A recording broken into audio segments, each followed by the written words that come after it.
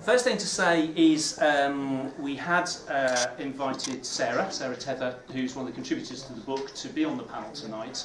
Sarah, as you will have gathered, is not actually at conference, so in case you thought she'd changed a bit, Sarah's not here tonight, so we apologise for that. But we have three of the parliamentary party's finest thinkers. I'm just going to, yes, sitting on the back row. Yes.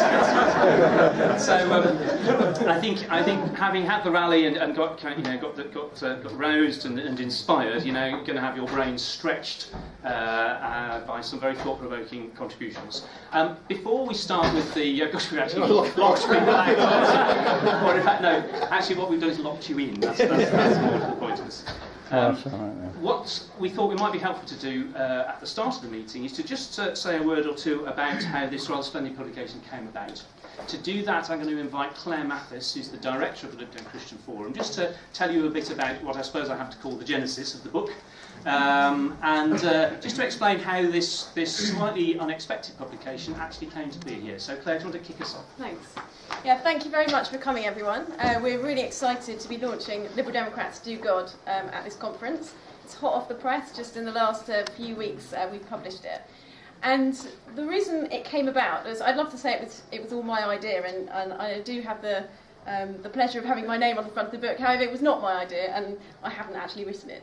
It's the 12 MPs and Peers who have contributed to it, and it's all their own words, and I think that's what makes it a really valuable piece of work. And how it came about was this time last year at conference, I sat down with John Pugh and said, the Christian Forum wants to be a voice in the party, we want to be a Christian voice, we want to do what we can. Have you got any ideas of what we could do? And he suggested that maybe there were people in the party who didn't quite, some people didn't understand what it meant to be a Christian in the party. Where does faith come into politics? How do we reconcile those two things? And there's anything from scepticism to fear to celebration that Christians are involved in the party. And so we thought, well, let's write something. Let's put a pamphlet together that helps to inform that debate and helps contribute to the conversation. And that pamphlet turned into a book, because when I asked different MPs and peers whether they'd like to contribute to this, we had a really good response, and we had 15, 16 people actually say, yes, I'd like to contribute, and 12 managed to by the deadline. So that's why we have 12. And we do have two main aims of this book, and the first is to engage in that debate about the role of faith in the party. Should faith be a private matter that is not discussed at party conferences like this, or is it something that actually has relevance to the whole of our lives, to every political issue? And this book argues that yes, it does have relevance, and that faith should not be a private matter. And the second thing is to inform Christians that there are Christians in the Liberal Democrat Party. The Christian Forum goes to Christian conferences, and we have a stand, and we talk to people about why they should engage in politics, why they might want to vote Liberal Democrat, what the synergies are between Christianity and the Liberal Democrat Party.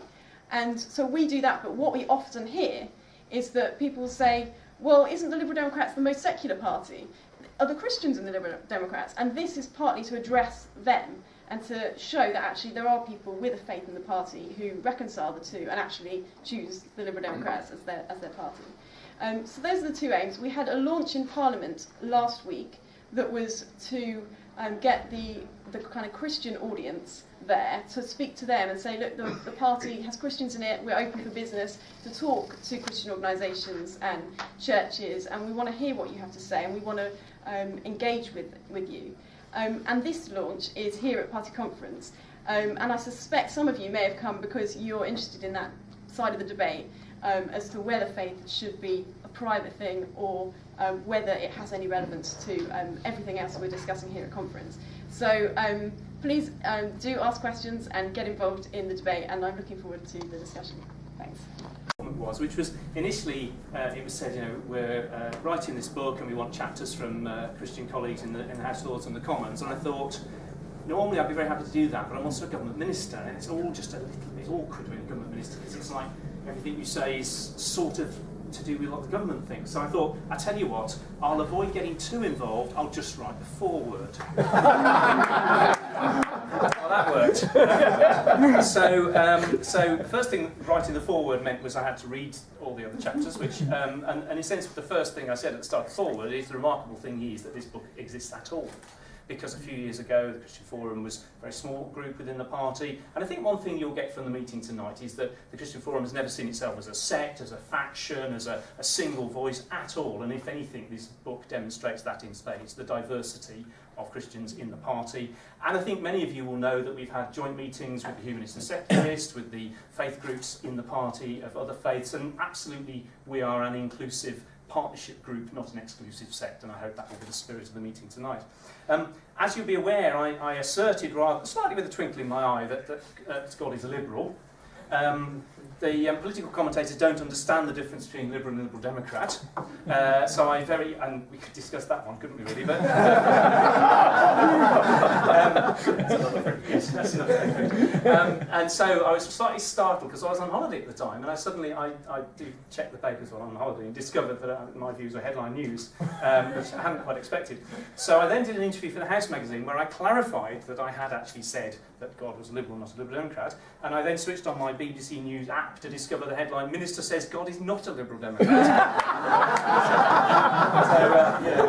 There you go.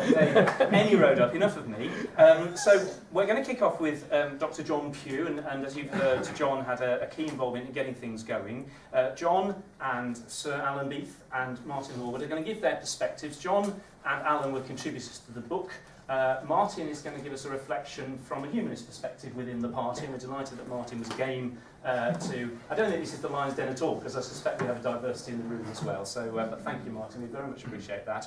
So, enough ado. You have 5 minutes, John, to address the question of faith and politics. Do they mix? Liberalism, how does it fit with Christianity?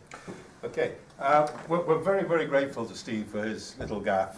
It was kind of publicity we couldn't ordinarily have got. I think Claire and I were sending stuff off to newspapers we thought might be interested, and not getting the kind of response we wanted. And until somebody stumbled across that particular phrasing, we didn't get the kind of publicity we thought we deserved. Can I also pay tribute to Claire? I mean, she's seriously underestimated her role in doing this, getting Liberal Democrat parliamentarians to get to a deadline and produce something at a time scale allowed.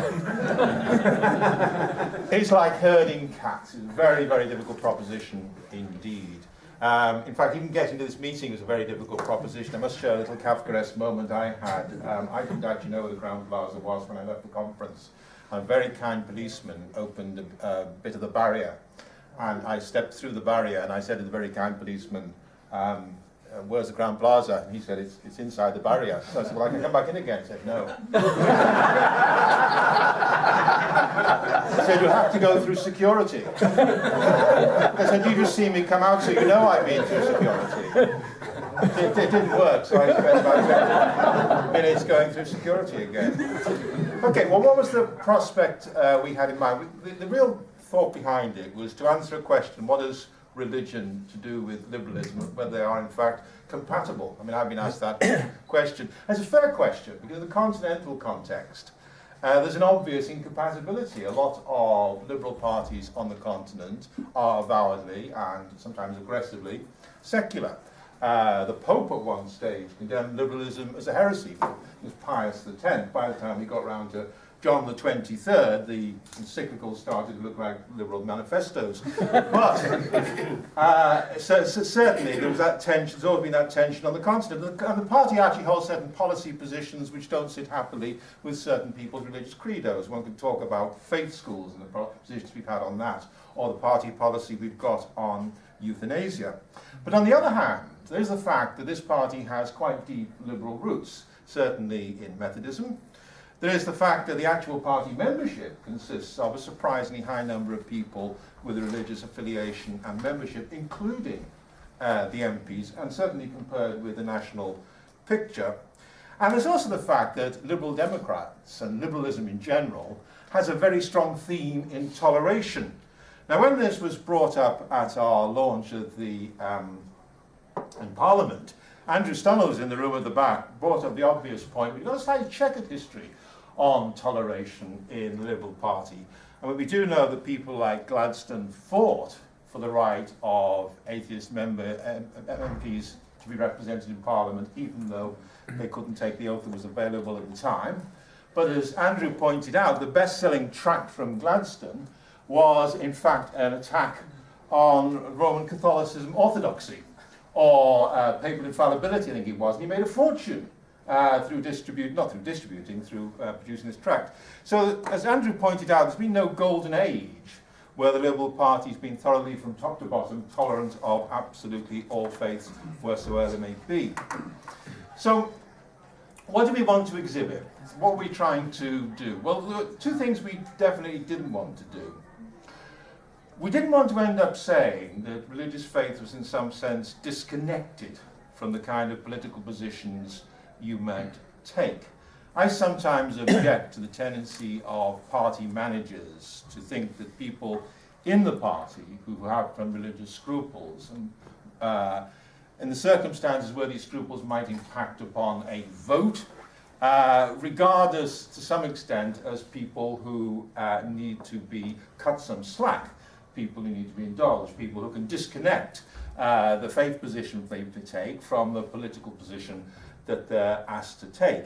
I don't think we can compartmentalize very, very easily people's positions on the nature of existence they live and the political futures they wish to see. So we didn't want to say that. We didn't want to say that they're completely disconnected, or they can be disconnected, or it can be convenient politically to disconnect them. But we didn't want to say, with all due respect to Steve, there was a straight read across from liberalism to Christianity, or that Christians had to be liberals, or liberals had to be Christians, or that good Christians couldn't be socialists, Tories, or liberals. I think it comes to a point where there are some political persuasions you have to say, well, good Christians shouldn't be those, but certainly as far as the orthodox main parties, we could see good reasons why Christians might join them. Because certainly there is a practical connection between people's faith positions and the political positions they may actually have. And equally, you could even say that even Christians who end up in the Liberal Party don't always, as a result, take policy positions that are utterly predictable. If you take, for example, the vote on gay marriage or some of the votes on life issues, people with broadly similar religious convictions have voted in different directions. So there isn't that straight read across, one might suppose. So what do we want to say?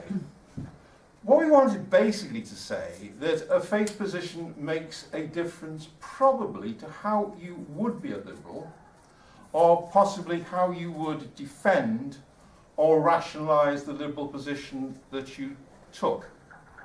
And if I can apply that to my case, if not everybody's case, I think I can explain a little bit about what that in fact means. Possibly because I belong to a church with a fairly defined view of what the good life is.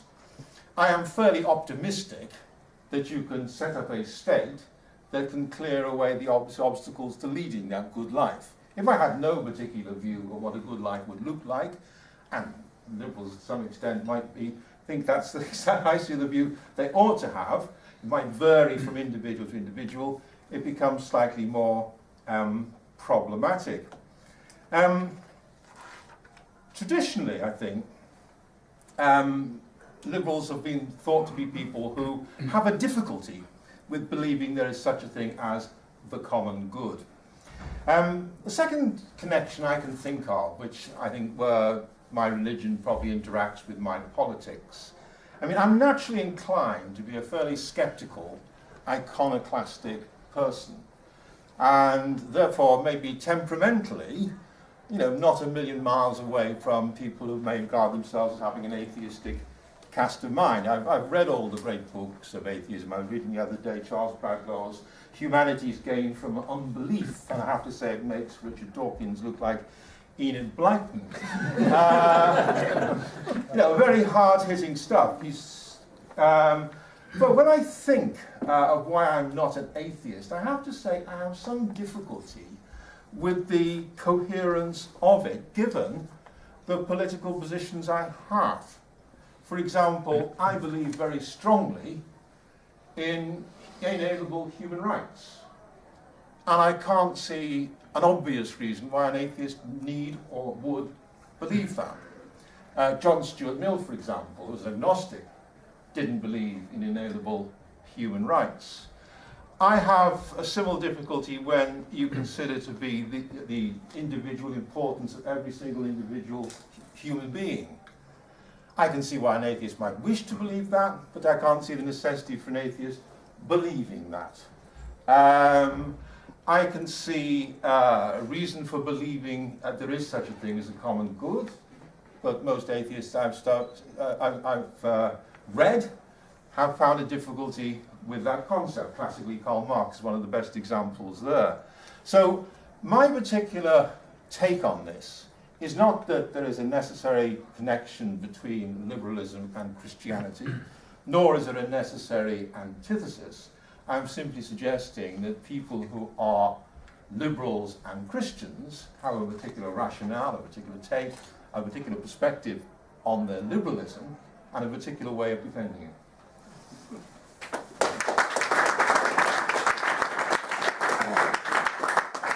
Thank you very much, John. I couldn't help thinking that John's read all those books, so we don't have to, really. But, I didn't undersell the thoughtfulness of the contributions, and in similar vein, one of our most distinguished and experienced parliamentarians, Sir Alan Beith, who contributed to the book and has been the president on and off of the Christian Forum over many years. Alan, what's your take on the link between these two subjects? Well, I could talk for more time than I'm allowed about the link between politics and religion and how it applies in particular to liberalism and the Liberal Democrat Party. But I actually want to take a more specific example. Well, I must first of all say how important it is that Clare and Christian Forum do what they have been doing, which is saying to Christians, don't believe this nonsense you keep hearing about there being no place for Christians in the Liberal Democrats. There's a very warm and good place for Christians in the Liberal Democrats, and that's why a lot of us are in the party, and there's a very, very long and powerful tradition from various streams of Christianity of support for the Liberal Democrats. Remember Evan Harris, not noted for his commitment to religion, saying to me, oh, when he was stuck to get someone to help with leaflets, he always went to the Baptists. Now, what I want to do is look at a very specific example which I used in the book. It's about forgiveness, which is a very important Christian concept. Now, Martin might be worried that as Christians, what we actually want to do is to take over the power of the state and use it to enact what Christians want. And if that were the case, and of course some of that has been done over the years, it's not unknown for Christians of various kinds, whether Catholic or Protestant, to do that. But that might lead us, for example, in the example I would take, because we believe very strongly in the concept of forgiveness, we might want to say the state should be a forgiving state, and that should direct criminal justice policy. And that would get us into some considerable difficulty if we did. But we might have very compelling reasons to try and persuade the state of this. I mean, for example, prison does not work for the majority of people who serve in prison, because when they come out, 60-odd% of them re-offend. Deterrence clearly does not work, particularly for all those people who do end up in prison, because the last thing they think about when they're committing a crime is that they'll be caught, and that if they will, they'll receive a sentence. They probably don't even remember what the sentence might be for that crime. And there are obviously many kinds of crime which simply don't admit of that. So why shouldn't the state simply follow a Christian lead and be a forgiving state? But there are some important philosophical arguments why that shouldn't be so. And some of them go right back to the basis of Christianity. First of all, forgiveness is something which the victim does, not that other people do on the victim's behalf. Mm-hmm. So we can't transfer to the state the role of the victim. As liberals, it would be very odd for us to do so, because we don't see the state as taking the place of the individual. Secondly, we can't ignore how difficult forgiveness is. And I talk a lot about this, but better than me talking about it is for you to read the book by Eric Lomax, the railway man, who was a constituent of mine, who died just before Christmas. He was brutally tortured by the Japanese. Many years later, one of the people who took part in the torture, who acted mainly as the interpreter but was present throughout, sought his forgiveness. It was an extremely difficult exercise. Eric made a Channel 4 programme about it. A film was about to come out with, much to Eric's amusement, Colin Firth playing him and Nicole Kidman playing his wife, Patty. That doesn't happen to any of us. But it was a very, very long and painful process. And he said, how was I going to forgive someone who, until days ago, I wanted to kill? And that, if you've been through that experience of torture, it wouldn't be surprising if you thought that. So it is a very difficult process. And there are other things we can't ignore, the state can't ignore. It can't ignore the requirements of public safety, the public demand to be protected. And the state has to recognise that demand. Nor can the state ignore the fact that the system of punishment that it delivers is one of the means by which society expresses that it's not going to tolerate something. And if you take it away, or diminish it so that it doesn't seem realistic anymore, then effectively you're denying the community the ability to say what it will not tolerate in some clear and intelligible terms. And of course, one other thing from a Christian standpoint is that forgiveness requires recognition by the perpetrator of the offence of what they have done. Repentance is the Christian way of describing that. At the very least, it requires some recognition by the offender that there's something to forgive. But, having said all that, I think what this particular example does demonstrate is that Christianity has something to offer to society, and something to offer liberals in particular, people who want to pursue a liberal approach in political life. Christians are commanded to forgive and have therefore developed a degree of understanding of the power of forgiveness, what it involves and what it can achieve. We certainly haven't been consistent in doing it, but we have built up that understanding and that concept. I think we have something to say to the state about what forgiveness can do when it can be used, about how it can actually change both the person who has committed the original offence and how also it can lift a burden from the person who has suffered the original offence. And of course it's quite often Christians who've given the most vivid public demonstration of that. Who of us will forget the woman whose husband was murdered as he went to play the church organ during Christmas services, and who herself was subsequently also mugged. But the forgiving spirit which came out of that, or the Omar experience, these were real Christians who practiced forgiveness in their lives. And it's not only Christians who do that, but I think that the fact that they did it owed a great deal to their Christian commitment. And if Christianity helps people to be forgiving, then that is part of its tremendous value. But it's not just that. It's that Christians have, with others in voluntary organisations, developed restorative justice as a practical approach to that principle. It is not just applicable in all contexts or in all cases, but it can work remarkably well, and in a way which helps victims to come to terms with what has happened to them, as well as offering the prospect of changing the lives of people who've committed offences. So there's an illustration where what Christians are doing is not saying, we're going to run this state and we're going to practice a policy of forgiveness. We're going to leave all judgments to God. If people do terrible things, then God will punish them in due course, and that's entirely up to him. We're just going to forgive everything. We can't do that, and it's not what we're trying to do. What we are saying to the state is, we've got some experience of this. We've got some beliefs which enable us and give us the strength to do it ourselves in our own lives. And we think that it has some relevance in criminal justice policy.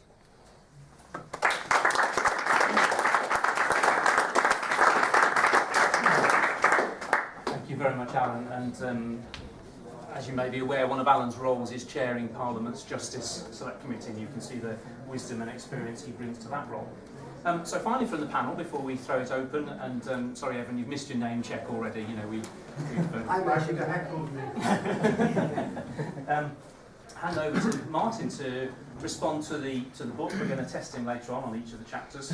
But he very kindly has come along to give a response from the wider party, from a humanist perspective, what he feels comfortable with about the book and the messages of it, what he feels less comfortable with, and to stimulate some debate. So Martin, the floor is yours. Thanks very much, Steve. And thank you very much for inviting me. I think it's a very liberal thing to do. I'm not at all disturbed by the analogy of Daniel in the lion's den that you used earlier. What happened to him in the end? That's good. I'm encouraged by that.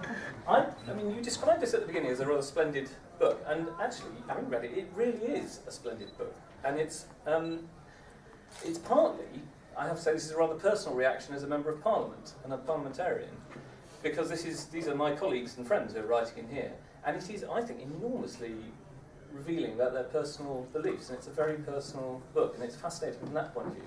But it's also, I mean, we are so used to thinking in sound bites. There are some you've actually heard samples of it tonight, but some extraordinarily thoughtful and thought-provoking articles and pieces in this book. It is a really splendid publication, and I think Christian Forum and Claire definitely deserve credit for that. What am I going to say in response to this? Well, I think one, Evan, this really isn't aimed at you, but if I have a criticism of, some people share my beliefs of some slight criticism of humanists, it's that many of us, I think, take religion a bit too seriously. Richard Dawkins, I think, takes religion much too seriously.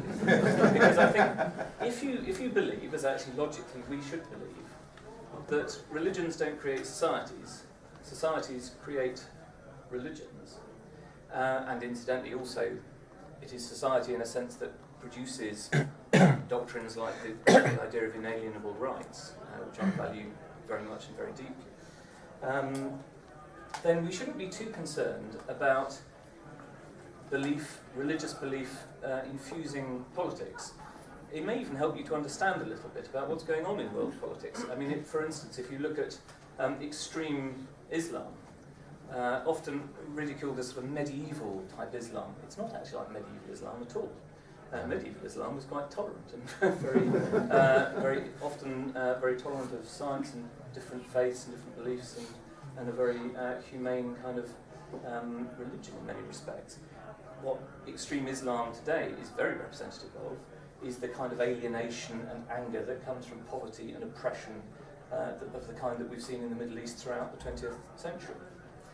But similarly, if you're looking at something like this and you're thinking about Christian Liberal Democrats, again, if you think that actually the religion is a product of the society and the social background, then you are likely to find a God in these pages who is quite liberal, who is quite tolerant, quite moderate, quite humane, and even is sort of, as Steve, I think, suggested, a kind of focus delivering kind of God. The assertion that God is a liberal is brilliant. So I do just think we should be eminently relaxed and not at all worried, as Alan seemed to fear, that we think that this is some kind of Christian fifth column that's about to kind of take over the party. So I think we should be very relaxed. But I think actually we can do more than that. We can be positively enthusiastic, because I think this book reveals how a set of individuals who happen to be Christians are inspired to do good things, who are inspired to think very deeply about things like restorative justice, who are inspired to think about social justice generally, and who, for them, that is inseparable from their Christianity, from their beliefs, their deeper belief system. And I see that in my own constituency. I mean, ironically, one of the best sort of working relationships I have with any organisation in my constituency is with a church called Trinity. It's an astonishing church, a huge congregation to attract.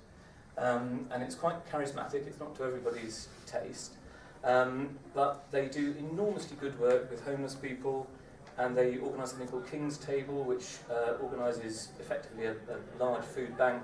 They also do take it beyond that and try and help those people to rebuild their lives. They have something called a garage, which is emergency crash accommodation.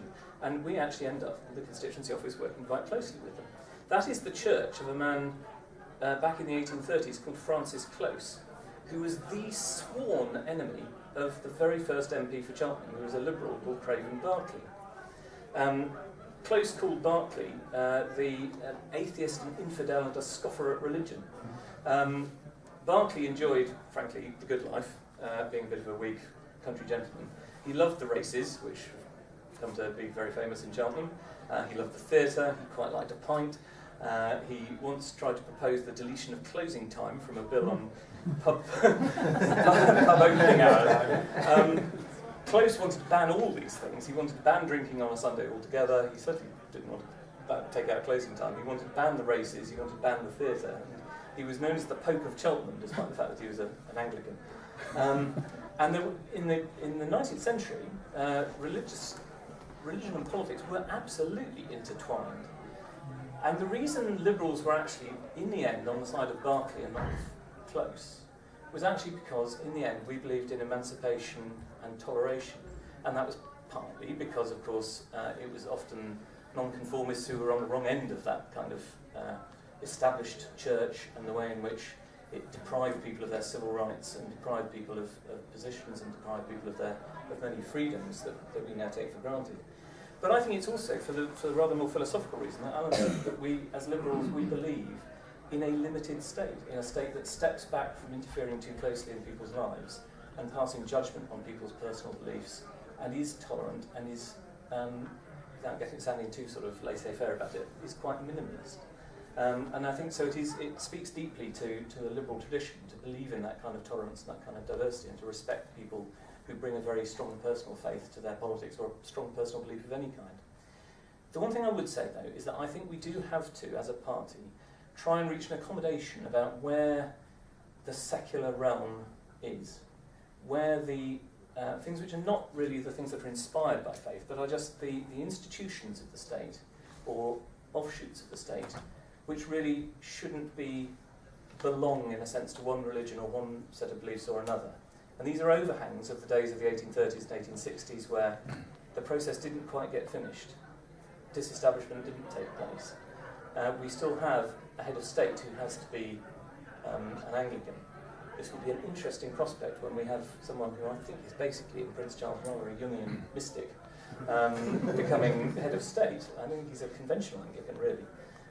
So that's a bit of an overhang of that era. I think that the presence of bishops as of right, Anglican bishops as of right in the House of Lords, is an overhang of that era, and they shouldn't be there. I think I'm afraid that church schools are a bit of an overhang of that era. And I'm struck with, in one of the most religious countries on earth, in the United States, it is still illegal to have a cross on the wall of a publicly funded school. And I do rather, I have to say, slightly resent the fact that my kids, who I want to learn about religion, I've taken them to churches, I've taken them to synagogues, I've taken them to Hindu temples. They're getting quite bored of it now. They grow up, don't they, quite fast. Dad, no. But I do slightly resent that our closest local school, which is a very good school, is the Church of England school, but it wears its Christianity very lightly. I'm even more uncomfortable with the new Church Academy in the west of Cheltenham, where £25 million of publicly funded money has gone to create a school which is very good, and I'm very supportive of it, and I think it's a great thing to have that new school, but it is really very religious in a way that I think actually could make some students feel like second-class citizens within that school if they are not religious. Although, having said that, the one work experience student I've had out of there so far was a militant gay atheist. So maybe actually it doesn't always work the way you intentionally. And I think the fourth area, which has obviously been in the news a lot in the last year or so, is marriage, where I have to say I look rather admiringly at France, where the civil marriage is performed by the mayor, and the religious performance of marriage is just something separate. And I think in a way that is a very good principle, and I think that's all that actually people who are advocating gay marriage, same-sex marriage, quite correct. We're really trying to say that there is a different conception of marriage for some people, that the state should be neutral in this, and shouldn't prevent anyone from using that official routes to marriage because of personal beliefs that other people may have. And I suppose if it is a little bit of a plea to the Christian Forum, it is to be passionate about your Christianity, to be passionate about the inspiration that gives to your politics and to your passion for social justice, but to stop short of that slight sense of, how do I put this very kindly, the slight accusation that seems to be coming along quite a lot these days, that Christians are somehow kind of an oppressed minority in this country. Because actually, from a humanist point of view, I don't get to encourage or even force Christian kids to go to humanist schools. I don't have humanist bishops in the House of Lords. I don't have a humanist head of state.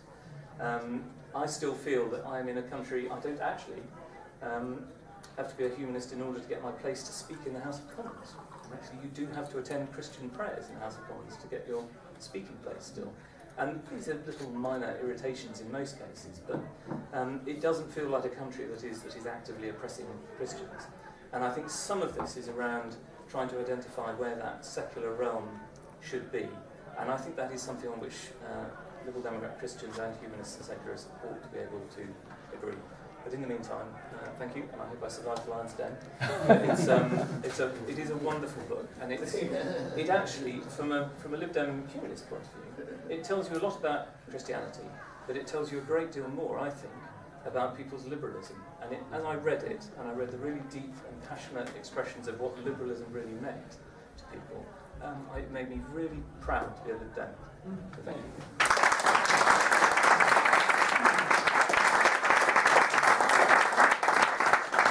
Martin, thank you very much. I was going to pass you the Time's Up messages just after you said all the nice bits, but I thought misunderstood. So the floor is yours. We've got plenty of time for your comments and feedback. Keep it nice and crisp and short. I know many in the room, but not everyone, so please say who you are. All I would say is that your contribution has to be of the standard intellectual. Already heard. Oh, sorry. I'll take a set of contributions. I'm probably going to lower the standard right now. Far away. Two challenges and one item for hope, in a way. Could we have your name, please? Oh, sorry, yes. John Innes from Banbury, and also a member of LDCF and LIBG. No, we don't want your affiliation. Oh, you don't want it, just your name. Okay, sorry. Yeah. First question, very brief. Why are so few Christians in churches engaged or interested in politics? Secondly, and then I struggle with this, even in the few things that I think I half know. That's why I really admire you guys, and in my case, foreign affairs and defence. These issues are really, really tough. What to do about Syria, what to do about Trident replacement or not. They're extremely tough. I find it agonising to come out with the right decision on them. So those are perhaps two challenges. And then third is a hope. This year, quite extraordinary, we have a new Archbishop of Canterbury and a new Pope. What are they saying to the world? Okay, thank you, John. That's very kind. Let's go back to Bishop Itzel. Charles Bowman, South East Cornwall. I'm interested in the foreign affairs question, and particularly posing the question to Martin, that it's clear to me as a Christian that whether or not we go to war, we, as Christians, must actually be informed very much by our faith on that issue. And I don't want to get into the whole details of the whole theories and theology of just war, but many people here know what I'm talking about.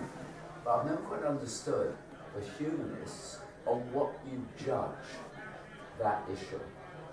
For example, do you judge it just on the economic interests of the country and whether or not somebody's going to screw up our oil supplies?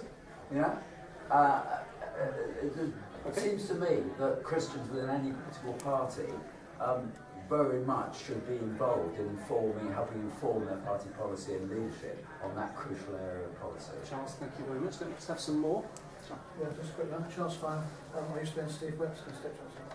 Anyway, my question is, MPs, well, it's a statement really, MPs of all political parties have a tremendous devolved responsibility in these days. And to what extent, the question is really, to what extent and in what ways can the number of MPs be increased for the daily prayer times and St Stephen's Underground, being really involved in praying about the situations in Parliament, session of Parliament beforehand. So I think this is extremely important, and all MPs will all need, I believe, God's help and wisdom in making collective decisions which are for the common good. Okay, can we get more questions involved? Yeah. Gordon McDonald from Eastern Bartonshire. Alan, it's for you really, in Beith. Do you not think that the principle of prisoners getting remission on their sentences is an expression of the Christian principle of forgiveness being exercised by the state? That's great. I'll take one more in this cluster. Yes. I will take this gentleman. I simply point out that 5 men because 5 men have waved at me. I just note that if that's the case. Thank you. Tony Keynes. I'm the chairman of Humanist and Secularist Liberal Democrats. Paul Tyler, for me, made the most attractive contribution to this book, in which his article was essentially a celebration of liberalism from a Christian point of view. And clearly, from his point of view, secularism is a liberal cause and a Christian cause, for me and for most humanists, secularism is a humanist cause. Is there anybody on the panel who doesn't think it's a Christian cause? He doesn't think that secularism is a Christian cause. Right, well there's plenty of PhD PCs in all of that. So, John, do you want to, I'll give you the luxury of picking and choosing and then we'll cover the rest. Well, two of these points came up at the House of Commons launch. Just the last point there. I mean, the concept of secularism, I think it might have been Andrew who pointed it out, certainly if he didn't, somebody else did, that actually there's no reason, if you favour a secular state, you can do it both from a humanist point of view and from a Christian point of view. And that there's confusion now because secularism has been sort of identified with a kind of militant evangelizing atheism, and I don't think that's what secularism is, or if it is that, it's much broader than that. But another point that also came up in the previous launch, this point about Martin touched on it as well, this point about how we react to the problems in the Middle East, given that the Middle Eastern politics is riven with religion in one form or another. There is a sense in which we're trying to approach the problem of how do we turn all the people in the Middle East into good liberal Democrats, or good Democrats anyway, as though we can actually put their religion on one side and talk to them as though they hadn't got that religion in another way.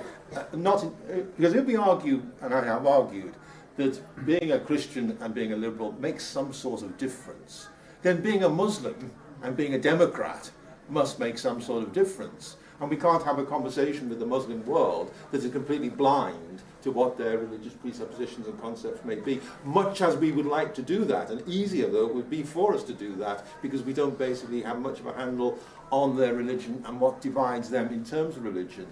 The other point on Archbishop Welby and Pope Francis, just to say, I've met Archbishop Welby, I've met a few archbishops in my time. I've been very, very impressed with the thoughtfulness of the Archbishop. I've not met the Pope, but everything I've heard about him leads me to have grounds for hope. Thank you. Vince Cable had a meeting with the Archbishop of Canterbury recently on the whole sort of credit union issue, and I think to paraphrase, found he was someone he could very much do business with, so I think that's quite encouraging on that one. Martin, when you're deciding whether to go to war or not, is it just oil you're thinking about? No, and I think you have to be really careful not to, in the same way that you may think Dawkins paints pictures of cartoon Christians, not to paint pictures of cartoon humanists. No, of course I think you don't think about oil supplies and economics, you think about humanity and you think about compassion and you think about what is actually the right thing to do, whether it's to stand up to dictatorship and to take arms against evil, which, you know, there is a moral argument for that. And I suppose you can, I mean, there are a number of rationales you can have for taking that kind of attitude. You can have some kind of deep philosophical, argumentative kind of rationale for it. You can say that actually we're products of a liberal social society that is, you know, that is concerned about human rights and is concerned about people in foreign countries. You can say that maybe we have evolved as a species, if you want to take a really sort of biological approach to it, to regard a cooperative and compassionate approach to other members of our species as in everybody's long-term interest, and that's the way our species has developed. That's maybe just the natural way we think if we're not sort of forced in a different direction. But actually, in the end, it's just what you feel, actually. And I think belief is a very deep and personal thing. And I think in that sense, humanists are no different from Christians. Can I just come back on the John, you made the first point. Just about why there are so few Christians in politics, in churches. I don't know about you, I don't think that's true at all. Every church I visit in Cheltenham, and some to which I am summoned on occasion, I mean, for instance, over the bedroom tax, these are people who are passionately involved in politics, actually. It's often not through a political party, though. It is, you know, whether it's some churches that are very, you know, involved with Christian Aid or with CAFOD, others who are involved in issues like homelessness, as I said, others who are involved just in sort of social justice issues generally. I find Christians generally much more engaged in politics, actually, than the average members of the population, and I think that's true in churches as well. Now, why the disengagement is happening from political parties, I think that's a wider social question that's, you know, across the whole of society, actually, not just a religious one. I agree with Martin on this last point. There are more people in churches interested in politics than a random selection of the same number of people, and there are more Christians in politics the other way around, and you'd find in a random collection, particularly say Parliament, there are certainly more Christians in Parliament than you'd find in a trainload of 650 people chosen at random. And that's partly because religion motivates people to become involved in trying to better the society that they live in. On the principle of forgiveness, I think remission has only a fairly distant relationship with the concept of forgiveness. It's partly about good behaviour, and that makes a kind of prison management thing. But it's partly about establishing whether people are safe to be let back into society, and that does involve issues like have they faced up to the fact they committed the crime and what the consequences of it are. And that certainly applies to parole and release on licence. It certainly does have a relevance there, but I'm reluctant to confuse it with the kind of forgiveness where actually the victim of the crime is saying, I understand this process, and now this offender understands more what they've done to me and my family. And I think we can move on. We can both move on from here. Is secularism a Christian cause? Would anyone say that it wasn't? I think I would say that you do not have to be a secularist to be a Christian. And I say that as a non-conformist, bearing in mind non-conformists fought quite hard for various kinds of toleration and have that in common with non-Christian religions and with Bradlaugh and others of no religion. But there are two things I want to say. One is that I do not want to efface from our society some of the legacy that Christianity has left it. That is the kind of society we have been over the years. I need to remove from it things which form an actual and real barrier to people, and that was Bradlaugh and the oath, for example.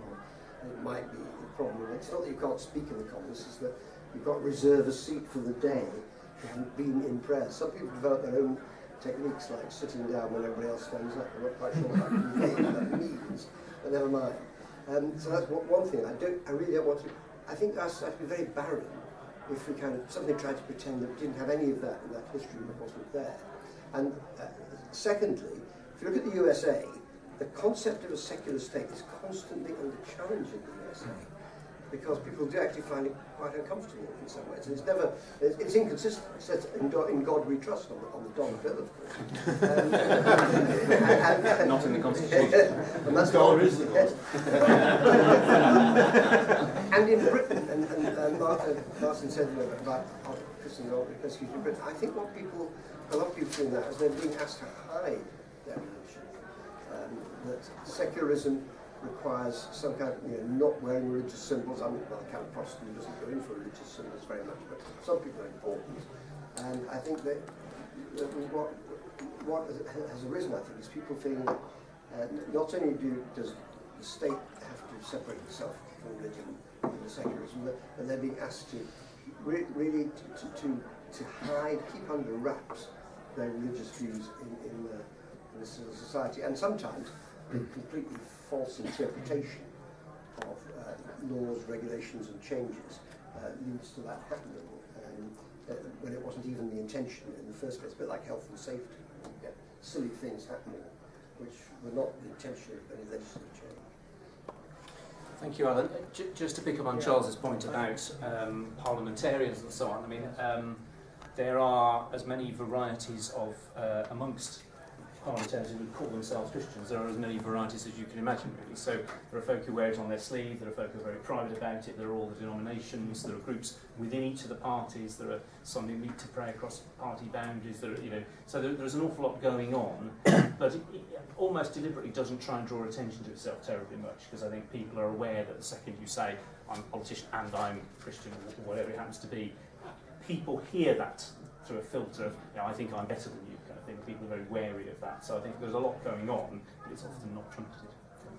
Let's have some more comments, questions and thoughts.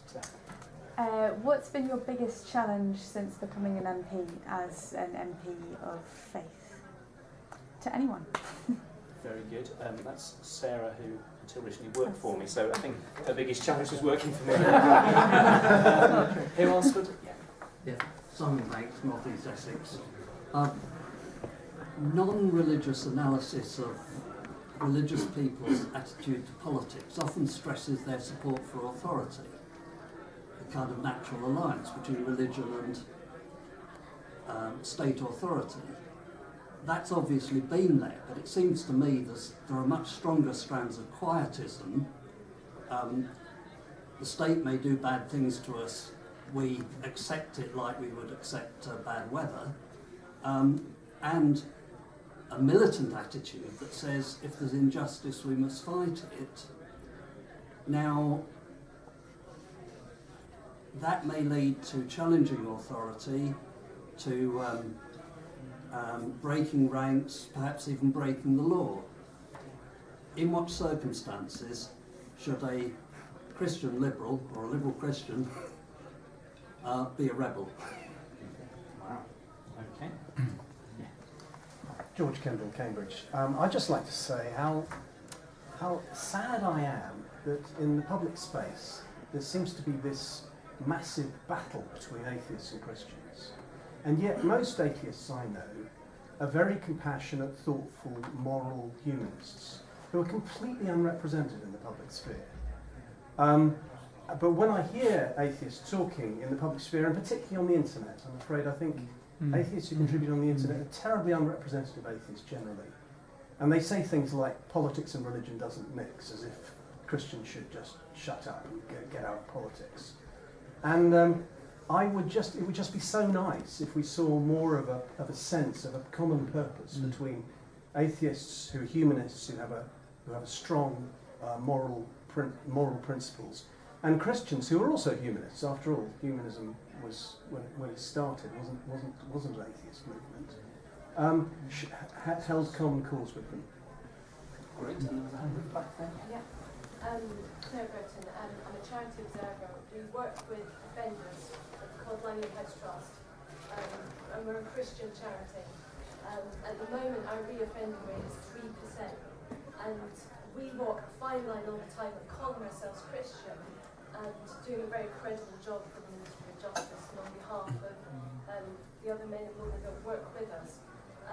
As I'm just addressing this to you as a humanist, how comfortable are you with the fact that we call ourselves Christian, we look after vulnerable people, but we're obviously doing quite a credible job? And just to make it clear, not all of our residents are Christians. You know, we have transgender individuals, we have people who are Muslim, no faith at all, and we cater for them and try and make sure that we respect them and uphold their right to live the way that they want to, whilst making sure that we help them to rehabilitate and not reoffend.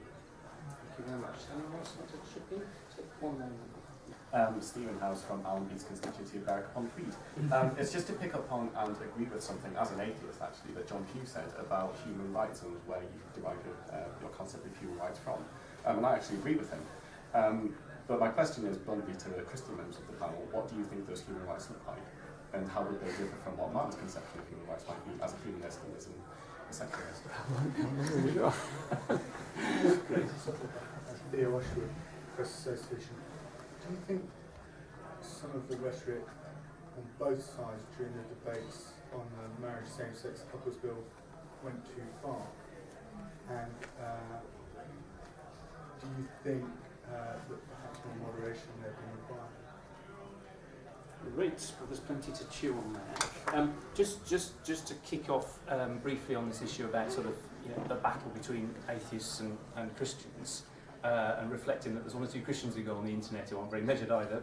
But my one observation would be, if I think of the parliamentary colleagues who have impressed me the most, one of them sitting on the back row, which is Evan Harris, who I have heard stand up in Parliament, advance the causes of people whose interests are deeply unpopular, to do so with conviction, to lose us votes by the ton as he does it. There are limits, obviously, in it, but and to be hugely impressed by his willingness to do that, to know that I haven't got the backbone to do that. So I think, as a Christian in Parliament, I have learned a huge amount from colleagues coming from all different perspectives, doing things the way I think I probably always should have done, but didn't always have the guts to. So I think actually we've probably got a lot to learn from each other. So, who wants to kick on the biggest challenges as well? Go on, Martin. I'll let you answer the one that was directed specifically at you, which was the question. So, do you as a humanist feel uncomfortable with a Christian charity doing stuff for the Ministry of Justice? Just instinctively, ever so slightly, actually.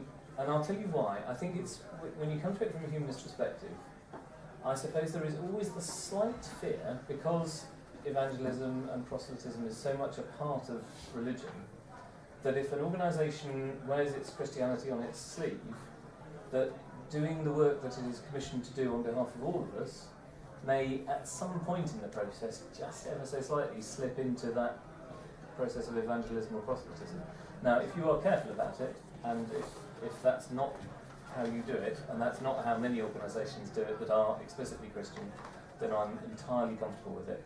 But I think you have to understand why humanists and secularists are on their guard a bit about that, because there are, I'm afraid, and the whole experience of academies and free schools and things like that is a real case in point of that kind of thing slipping into an evangelistic approach with which we wouldn't really want to see public fun. The problem is because those are my taxes, and I'm quite happy for my taxes to help people who are being rehabilitated. I'm quite happy for my taxes to help people be educated.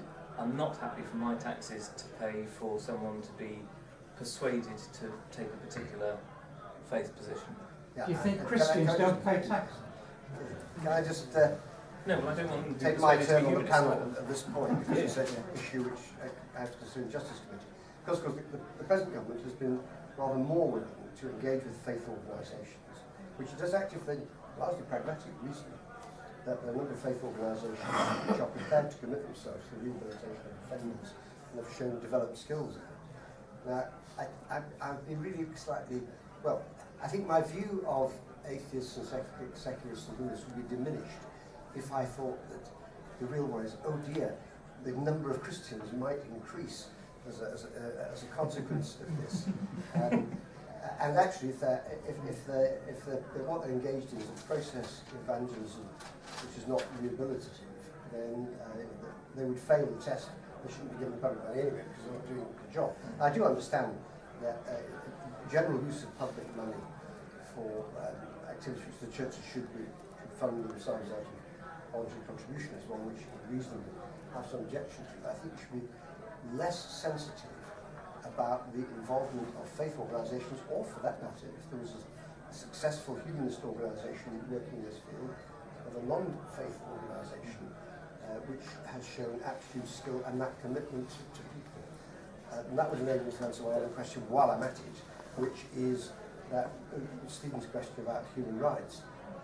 If there's one impelling principle about Christians' attitude to human rights, I'm not saying it's absolute from other people's view, but it's central to ours, is that every individual counts to God, and therefore you can't say, well, in the interest of human rights, we'll get rid of these people's rights and advance these other people's rights. We have to start always from the question that everybody has rights, because everybody is of the same value to God, and that is what drives us in that area. Did you want to come back, Martin? I just wanted to make clear that I wasn't, and I really wasn't saying that Christian organisations shouldn't be allowed to, take public funds to do things, and that's the reverse of what I was saying in my earlier remarks. I was just trying to explain why it does make, I think, some of us a little bit nervous to have openly Christian organisations taking public funds in that way. But if the right thing is being done, then I have no problem with it at all. John? Yes, just to... I mean, one of the things that defines the work that we do is that we take the people nobody else will take. And I believe that is because we have staff, men and women, that are committed, and they may be driven because of their faith, but it's not because we Bible bash them when they get to us, because we're talking about very vulnerable people. We are committed to making sure that they're all valued as the individuals that they are. But that arises out of our faith. That's not because we have just this lovely philanthropic view of humanity. It's that compels us, and I think that's what sets us apart. We don't want to deny that because they're our roots, and yet we don't want people to be uncomfortable with that, thinking that we are taking advantage of our position with vulnerable people. And it's trying to communicate that message effectively to that frames it perfectly. Thank you. John, so should we be rebels and our attitude to authority? Your biggest challenges? Has the rhetoric on the same-sex marriage bill been overdone? And atheists on the internet? in any particular order? I was just going to say, It's a great occasion, this, because when I joined the Liberal Party, what really impressed me, and I did join the Liberal Party initially, was the fact that very few people had their views by virtue of convention. And I met people of very strong conviction, people who are emphatically atheist, people who are emphatically Christian, people who are emphatically had other views on the world, but nobody had a view that was just simply effortlessly acquired or unreflected on. And therefore I thought the Liberal Party represented, as it were, the British thinking public at its best.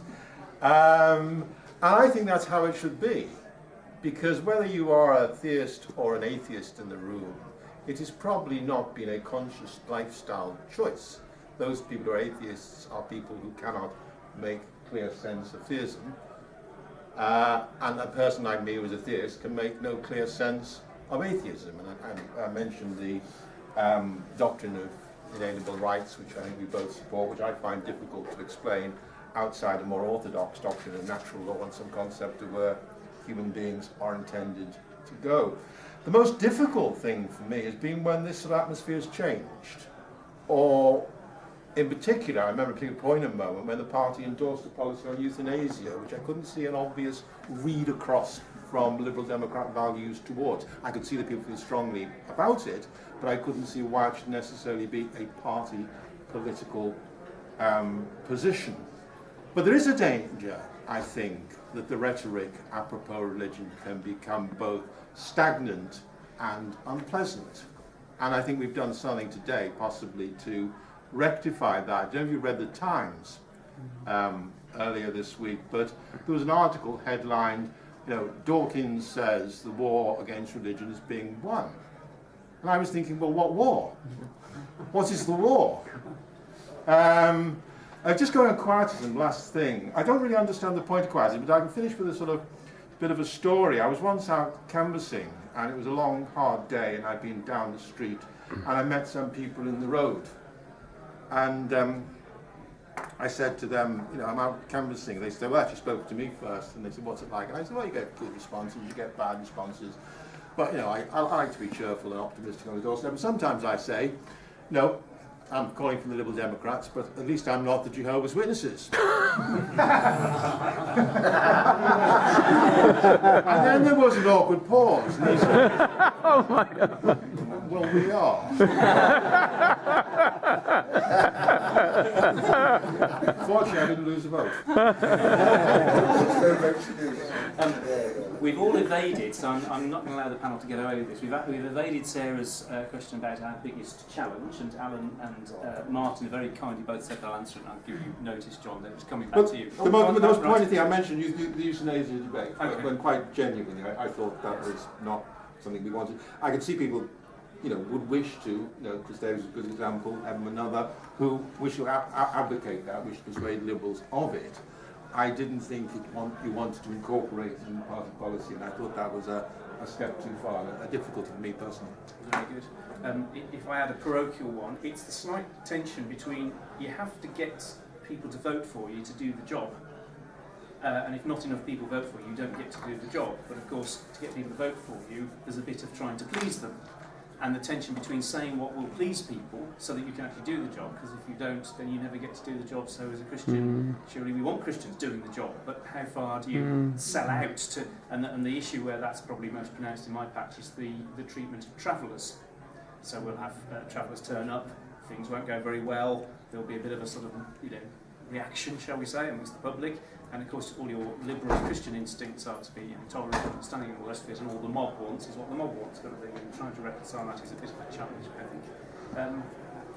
Well, I suppose in some ways the abortion issue, but not in quite the way you might think. The difficulty, one of the difficulties about the abortion issue, is that it's a clash of views about two freedoms. There are some people who believe that it's an essential freedom of choice for the woman. There are people, and I'm one of them, who want to give more emphasis to the right of the unborn child and to the moral difficulty of saying that the moment a child emerges from the body of its mother, then it is absolutely entitled to be protected. Of course, but prior to that, that right doesn't exist. reaching a situation in law where that becomes the case. I know it's more complicated than that, but that's where the argument lies. The difficulty is not so much how you resolve that particular clash, different views about where freedom should lie, and concerns that we're not recognising the extent of the moral dilemma. We've reached a position on abortion which is some way beyond what the legislation originally intended. And it's clear that there is, well, it's fairly clear, there's not a majority, either in Parliament or amongst the public at large, to move significantly back from that position. I think there's something fundamentally wrong in where we're at, but I'm in a minority. Am I being, is it a failure on my part that I'm not doing more to challenge the position that we've got to? Martin?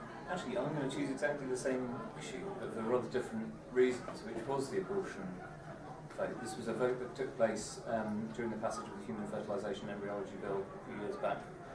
And my instinct was to, there wasn't a humanist line exactly, but it was to kind of say, no, I think we'll have no on all those amendments because they seem to have come from a particular position.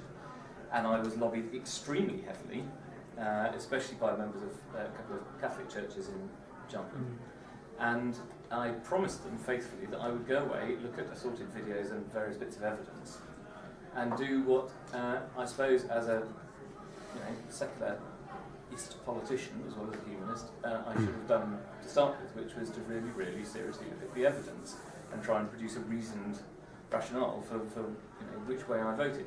And slightly to my horror, I discovered that actually I thought there was quite a good case for reducing the abortion limit, at least by 2 weeks, because of the basic statistics on viability, which was in the absence of any moral guide to exactly at what point you acquire personhood, because I'm quite convinced that actually before birth you have an unborn child. It seems to be quite clear that you have an unborn child before birth, but it seems to be equally clear that the initial cluster of embryonic cells do not have personhood.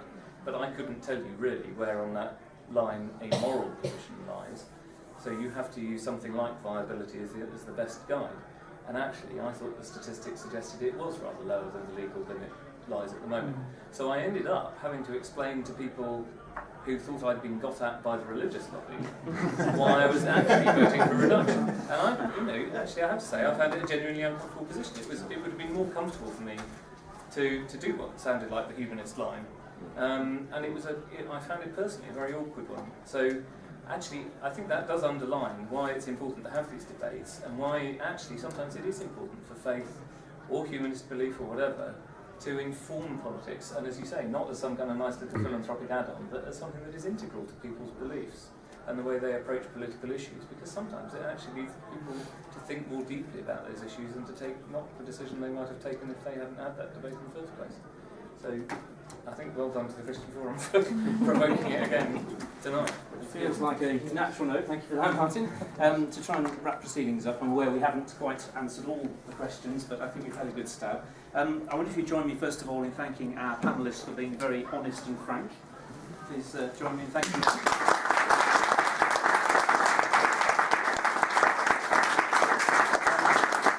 Just to say, if you would like to visit the Christian Forum stall, you can buy a copy of this book. Actually, if you go on Amazon, I've discovered you click on the read inside bit and you can actually read about half the book just by going on.